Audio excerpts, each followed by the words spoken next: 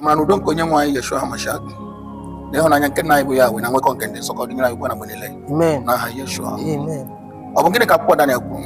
Daniel 11:30 maka amụma Daniel kwuru na mgbe ebighị ebi gara aga Elohim of Israel gosiri ihe ga-eme mgbe na o mebeghị maka njinji nke ndị Rom ga-agba na Jerusalem, otu ndị Rom ga-esi wee tipịa ụlọukwu nke Jerusalem, otu ha ga-esi wee tipịa ọgbụgba ndụ nke ebighị ebi wee guzobe okpukperechi nke ha.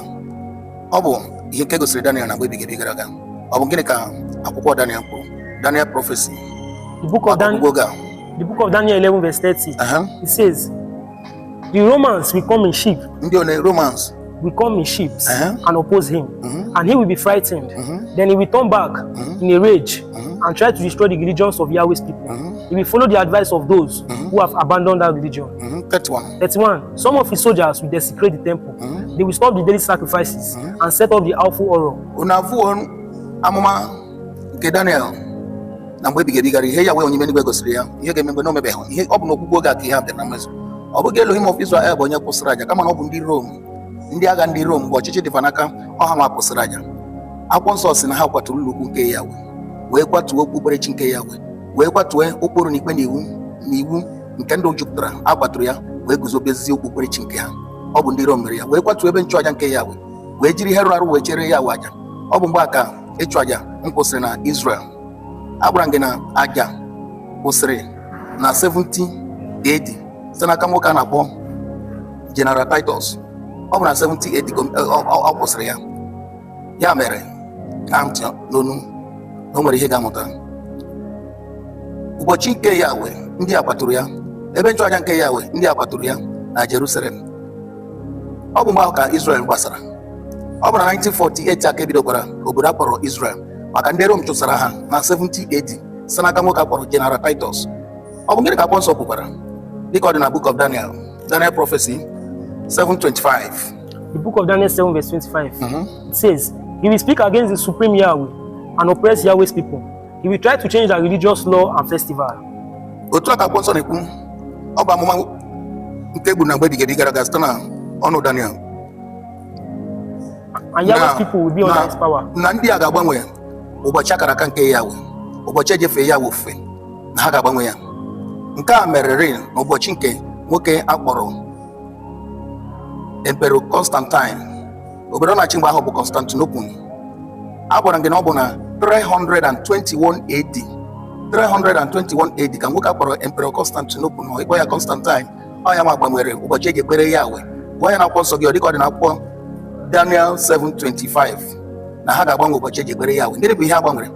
Ha gbanwere ụbọchị Satọde eji efe Yahweh, mbụ Sabade ha gbanwere ya wee tinye Sọnde. Ha gbanwere mmemme niile na-emere Yahweh, mmemme Passover, mmemme Pentecost, mmemme Tabernacle. Ọ bụ emume ndị a ka ha gbanwere ha wee tinye Christmas, tinye Easter. Ọ ya ka akwụkwọ nsọ na-agwara m chọrọ ime ka ị malụ. Ọ bụ Bible prophecy nke sitere n'ọnụ Daniel n'ihe a bụ ihe ga-eme. Ọ bụ na ọgwụgwọ oge a mere. A gwara m gị na ọ bụ n'ụbọchị nke Emperor Constantine na ọ ya nwa gbanwere ya. Ọ ya nwa gbanwere ya. Ka Elohim of Israel mee ka anyị ghọta okwu ya. Onye anyị amamihe ka anyị ga-eji wee ghọta ihe omimi. Ọ bụkwa gịnị ka Daniel 8:11 kọwara? Ma nta na 10. Daniel 8 verse 10. It says, it grew strong enough to attack the army of heaven.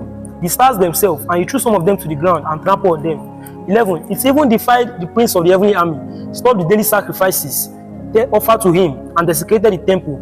12. People sinned there instead of offering the proper daily sacrifices, and true religion was thrown to the ground. Ụbọchị aka kwaturu okpukperechi ahụ nke bụ eziokwu, okpukperechi ahụ nke bụ eziokwu, okpukperechi nke nyere Moses, ọ bụ ya bụ nke bụ eziokwu. Ọ bụ ya bụ nke bụ eziokwu, mana ọ bụ ụbọchị aka ndị Rom kwaturu ya na mgbe ebighị ebi gara aga. Ha wee kwatuo ya wee guzobezie okpukperechi nke ha. Wee guzobere okpukperechi nke ha. Ọ bụ ndị Rom mere ya. Ọ bụ ndị Rom mere ihe a bụ ihe mere na mgbe ebighị ebi gara aga. Ya mere nke bụ eziokwu anyị na-agwa gị. Ọ bụ ndị a kwaturu ụbọchị ejenye Yahweh aja.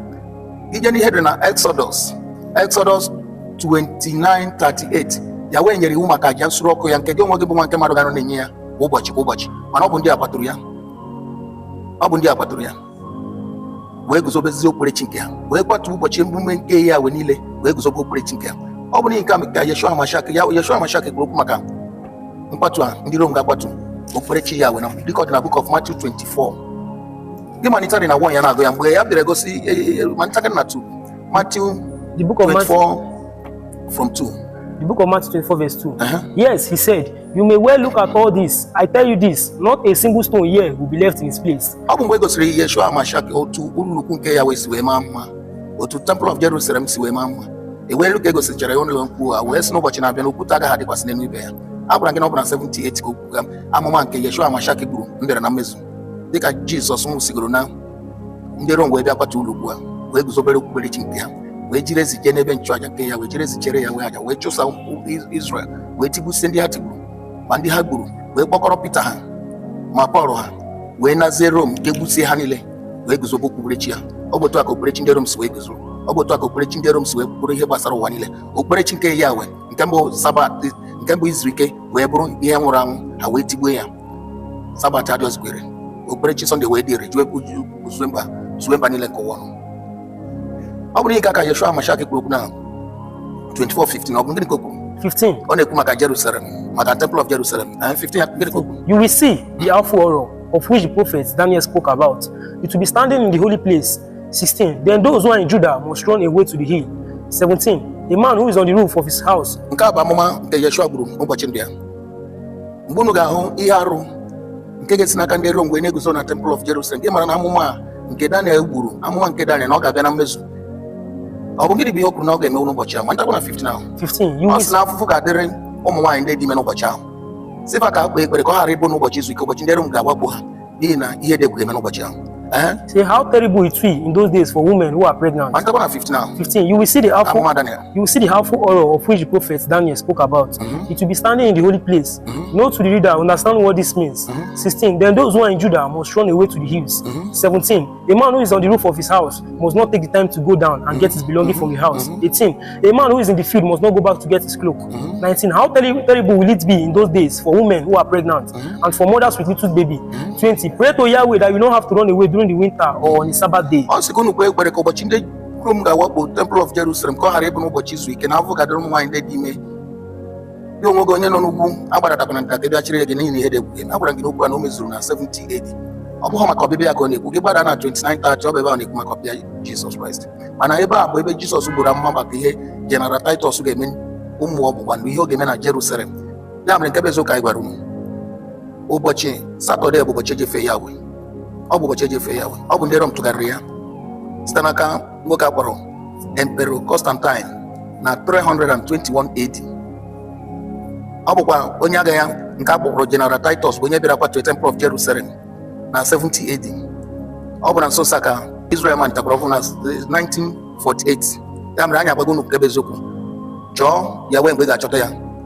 Tikuo ya mgbe ọ nọ nso. Ebe okporo n'ikpe na iwu a na ọ bụ ebe aka ndụ gị dị ka inwe ike iketa eze n'igwe ka Elohim of Israel gọzie gị dịka ị na-achọpụta nke bụ eziokwu ka nna nke n'igwe gọzie gị ma debe gị n'aha Yeshua HaMashiach. Amen.